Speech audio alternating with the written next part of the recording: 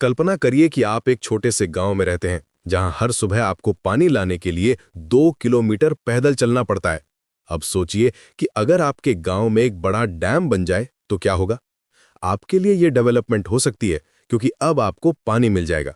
लेकिन उसी डैम की वजह से जो ट्राइबल लोग जंगल में रहते हैं उनका पूरा घर डूब जाएगा। तो क्या ये उनके लिए भी डेवलपमेंट है? यही तो है हमारे क्लास 10 इकोनॉमिक्स के चैप्टर 1 का मुख्य सवाल। आखिर डेवलपमेंट का मतलब क्या है? दोस्तों, डेवलपमेंट की परिभाषा बहुत सरल है, किसी भी चीज का बेहतर होना। लेकिन यहां एक बड़ी दिक्कत है, जो चीज एक इंसान के लिए डेवलपमेंट है वही दूसरे के लिए डिस्ट्रक्शन भी हो सकती है। मान लीजिए एक किसान है जो चाहता है कि उसकी फसल के लिए अच्छी बारिश हो। वहीं दूसरी तरफ एक बिजनेसमैन है जिसका ट्रांसपोर्ट का काम है। वो चाहता है कि बारिश ना हो ताकि उसका काम स्मूथ चले। एक लेबरर चाहता है कि मिनिमम वेजेस बढ़े, लेकिन एक फैक्ट्री ओनर चाहता है कि लेबर कॉस्ट कम रहे। तो फिर सवाल यह है कि डेवलपमेंट किसके हिसाब से डिफाइन करें। यहां एक और इंटरेस्टिंग बात है। हर इंसान चाहता है कि उसकी इनकम बढ़े, ये तो ऑब्वियस है। लेकिन सिर्फ पैसा ही सब कुछ नहीं होता।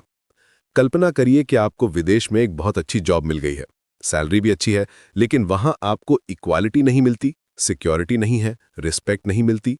तो क्या आप खुद को डेवलप महसूस करेंगे? बिल्कुल नहीं।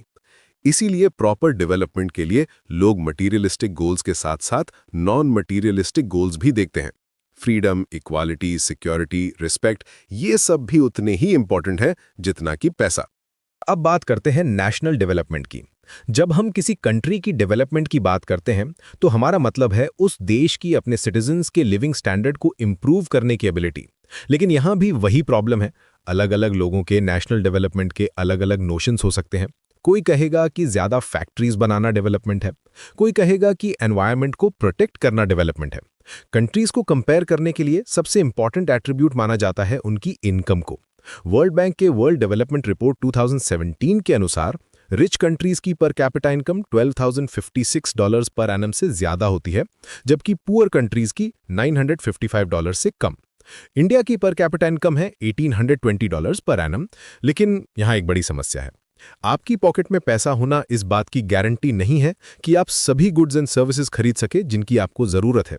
मान लीजिए आपके पास बहुत पैसा है, लेकिन आपके एरिया में अच्छे स्कूल्स नहीं हैं, हॉस्पिटल्स नहीं हैं, क्लीन वाटर नहीं मिलता, पोल्यूशन बहुत है।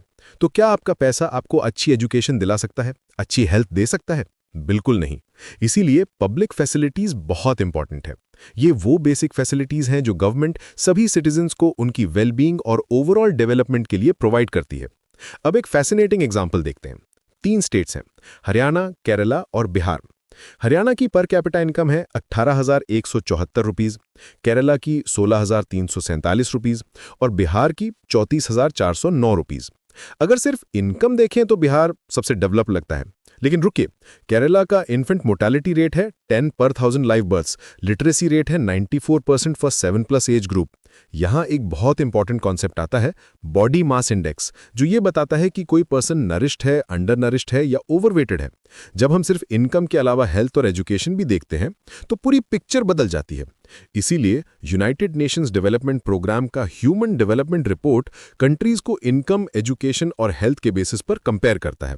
2019 के अनुसार इंडिया का रैंक है 131st in the world on the basis of development. लेकिन दोस्तों, यहां सबसे इंपॉर्टेंट बात आती है सस्टेनेबल डेवलपमेंट की। कल्पना करिए कि हम अपनी करंट नीड्स को पूरा करने के लिए सारे नेचुरल रिसोर्सेज खत्म कर दें, एनवायरनमेंट को डैमेज कर दें। तो फ्यूचर जनरेशंस का क्या होगा? क्रूड ऑयल तेजी से खत्म हो रहा है, पोल्यूशन बढ़ रहा है, क्लाइमेट चेंज हो रहा है। इसीलिए हमें डेवलपमेंट इस तरीके से करनी होगी कि हमारा एनवायरनमेंट डैमेज ना हो और फ्यूचर जनरेशन की नीड्स के साथ भी कॉम्प्रोमाइज ना हो, ताकि फ्यूचर में भी सस्टेनेबिलिटी बनी रहे। यही है डेवलपमेंट का असली मतलब। एक ऐसी प्रोग्रेस जो सबके लिए बेनिफिशियल हो, जो सिर्फ आज के लिए नहीं बल्कि कल के लिए भी सस्टेनेबल हो। जब हम ये समझ जाते हैं कि डेवलपमेंट सिर्फ पैसे की बात नहीं है, बल्कि हेल्थ, एजुकेशन, एनवायरनमेंट, इक्वालिटी और सस्टेनेबिलिटी की भी बात है, तभी हम एक ट्रूली डेवलप्ड सोसाइटी